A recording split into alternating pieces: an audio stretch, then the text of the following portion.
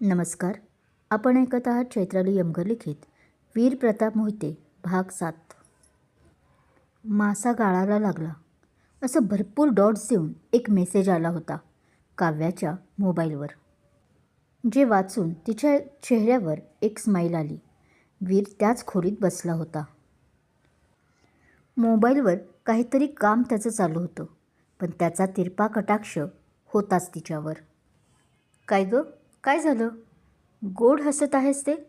पण आता तिला असं चोरून पाहताना नेमकी दोघांची नजरानजर झाली. तसं त्याने डायरेक्ट तिला प्रश्न केला. ते काही नाही. तिला मात्र हे अपेक्षित नव्हते बहुतेक, त्यामुळे बिचारी गडबडून गेली आधी, पण परत स्वतःलाच धीर देत बोलू लागली. तसं आता तिच्या या उत्तरावर त्याने एक भुवई उंचावली आणि ओठांचा पाऊटही केला. याला नक्की काय हवंय तिच्याकडून हे फक्त त्यालाच माहीत, पण तिचं खोटं बोलणं, असं गडबडून जाणं त्याला मात्र अस्वस्थ करत होते. आणि का, ह्या प्रश्नाचे उत्तर माहीत असले तरी सध्या साहेबांना ते कारण खरं वाटत नव्हते. कारण प्रेम हे जरी उत्तर असले तरी त्याच्या या तल्लख बुद्धीला काही पटत नव्हते. एका झटक्यात तिरस्कार, दुसऱ्या झटकेत प्रेम, हे शक्य आहे का, असा गुंतागुंतीचा प्रश्न कायम त्याला पडत असे. ते ॲक्च्युली कॉलेज ग्रुपमध्ये. आता त्याचा असा चेहरा पाहून तिला कळून चुकले की त्याला संशय आला आहे. पण तरीही तिने जे तोंडाला येईल ते उत्तर देण्याचा प्रयत्न केला. अच्छा. आणि ते त्याला उत्तर यावेळी पटलेही. कारण आजकाल या सोशलच्या जमान्यात WhatsApp group and all common आहे हे त्यालाही कळत होतेच की. याशिवाय त्याला दुसऱ्याच्या पर्सनलमध्ये जास्त हस्तक्षेप केलेला आवडत नव्हता ना त्याच्या कुणी.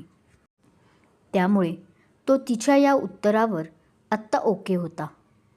बरं, ते मला बाथ घ्यायचा होता. तिनेच मग पुढे त्याला म्हटले. समोर आहे बाथरूम. त्याने बाथरूमच्या दाराकडे एक हात करत म्हटले. ओ, ते इथे आहे तर. ती आता थोडे खुश होऊन बोलली. जणू तिला अल्लाउद्दीनचा खजाना मिळाला असावा असं हसू होतं आता तिच्या चेहऱ्यावर. की ते फेक होतं म्हणून तसं वाटत होते देव जाणे. पण आताही परत आपल्या वीरने तिच्याकडे एकटक पाहिले. यावेळी मात्र भुवया जुळवल्या होत्या. कारण साहेबांनाही तेच वाटत होते जे आपल्याला वाटले. हो, ते मी मगापासून शोधत होते, पण मला काही ते दिसले नाही. ती आता त्याची ती नजर पाहून परत एकदा सावरत बोलली. सिरियसली? त्याला आता अजून एक आश्चर्याचा धक्का. कारण आल्यापासून फक्त तो तिलाच न्याहाळत होता आपल्या डोळ्याच्या कोपऱ्यातून. आणि तसं तर त्याला काही जाणवलं नाही. शिवाय बाथरूमचा दरवाजा असा काही भिंतीत लपवलेला नव्हता त्याने. मी आलेच. तसं आता त्याच्या या वाक्यावर तिने आपली जीभ पण चावली आणि हलकासा कपाळावर हात मारला, जो अर्थात त्याला कळालेच नाही. कारण तिने पाठ केली होती आणि एवढं बोलून ती आत पळालीसुद्धा. कार्टून आहे. तिचा हा धांदरटपणा पाहून त्याला हसायला आले. अगदी इयर टू इयर स्माईल म्हणतात ना, तशीच. पण तोच त्याला तिचा गादीवरचा मोबाईल दिसला, जो ओपनच होता आणि तो मेसेजही वर होता. मासा गाळाला. त्याला आणि आता राहवले नाही आणि त्याने हळूच तिचा मोबाईल हातात घेतला. माहीत होते चुकीचं करत आहोत, पण तरीही त्याने तो मेसेज वाचलाच. व्हॉट? ही कसली भाषा? काहीच समजत नाही आहे. कसला मासा? आता तो परेशान झाला होता.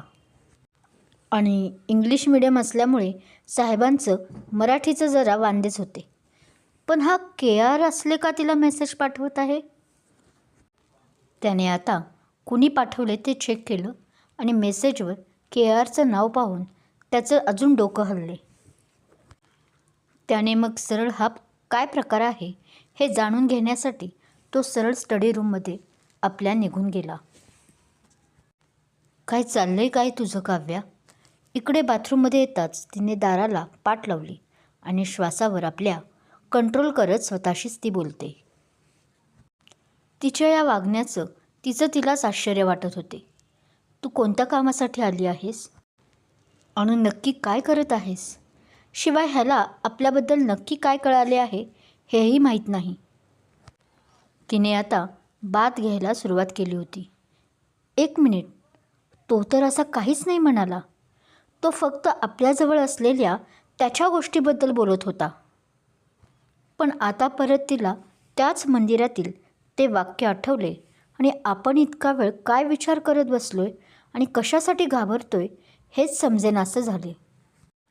पण तरी प्रश्न हा उरतोच की त्याची कोणती गोष्ट माझ्याजवळ आहे ज्यासाठी त्याने हे लग्न कसलाही पुढचा मागचा विचार न करता तयार झाला आणि परत ती आपल्या विचारात हरवली होती. की यार कसल्या माशाबद्दल बोलतोय हे आता बघायलाच पाहिजे.